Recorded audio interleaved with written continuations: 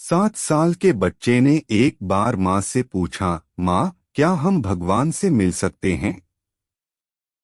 हाँ बेटा, जिस दिन तुम सच्चे मन से ईश्वर की खोज करोगे, उस दिन वे तुमसे मिलने जरूर आएंगे, कहते हुए माँ ने उसके सिर पर प्यार से हाथ फेरा।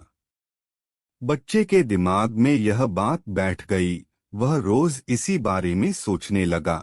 एक दिन उसने सोचा कि आज वह ईश्वर के साथ बैठकर खाना खाएगा। उसने 4 रोटियां बांधी और घर में बिना कुछ बताए वह एक ओर चल पड़ा। चलते चलते बच्चा बहुत दूर निकल गया। सुबह से शाम हो गई। थकान और भूख के कारण उसका बुरा हाल हो गया।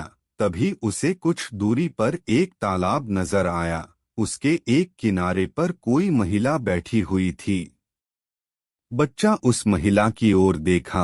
उसकी उम्र 70 से 80 साल रही होगी, लेकिन इसके बावजूद उनकी आंखों में गजब की चमक थी। वह महिला भी उसे देखकर मुस्कराई और प्यार से उसके सिर पर हाथ फेरा। बच्चे को लगा जैसे वह इस सुनसान जंगल में उसी का इंतजार कर रही थी।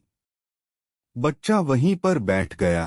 तभी उसे अपनी भूख का एहसास हुआ। उसने थैले से रोटी निकाली और खाने लगा, लेकिन अगले ही पल उसे अपनी गलती का एहसास हुआ।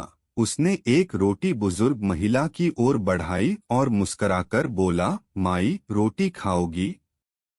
यह देखकर महिला के झुर्रियों वाले चेहरे पे अजीब सी खुशी आ गई और आंखों से खुशी के आंसू बहने लगे। यह देखकर बच्चा बोला, तुम क्यों रो रही हो माई? क्या तुम्हारा कोई सामान खो गया है? नहीं बेटा, ये तो खुशी के आंसू हैं। महिला ने बच्चे के सिर पर हाथ फेरा। आज मेरी हर इच्छा पूरी हो गई।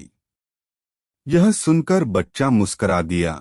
उसने अपने हाथ से रोटी तोड़कर बुजुर्ग महिला को खिलाई। यह देखकर फिर से महिला की आंखों से आंसुओं की धार बह चली। उसने भी अपने हाथ से बच्चे को रोटी खिलाई और उसे दुलार किया। रोटी खाने के बाद बच्चे को अपनी माँ की याद आई। उसे लगा कि घर पर माँ परेशान हो रही होंगी, इसलिए उसने उस बुजुर्ग महिला से इजाजत ली और अपने घर वापस लौट पड़ा। बच्चा जब अपने घर पहुंचा, तो माँ दरवाजे पर ही मिल गई।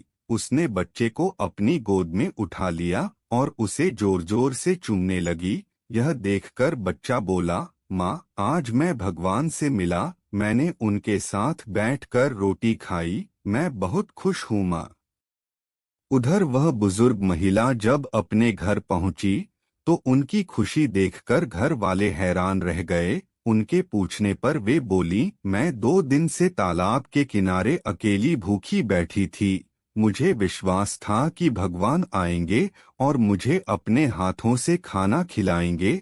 आज सचमुच भगवान ने मुझे दर्शन दिए और अपने हाथों से रोटी खिलाई।